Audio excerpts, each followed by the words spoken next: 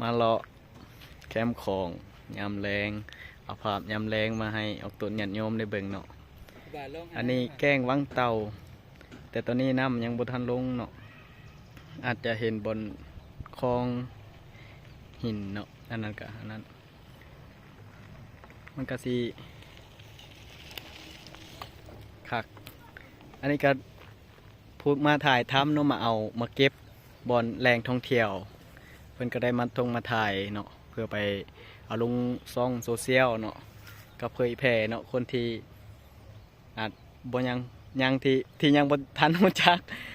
เด้ก็บรรยากาศดีเนาะเอามาให้เบิ่งอันนี้ก็ซอยบ้านตะแขกใต้โดนมาเทื่อนึงครูบาก็ได้จังได้มาเลาะอันนี้ก็มีเพิ่นผู้มาถ่ายเพิ่นก็ได้มีโอกาสก็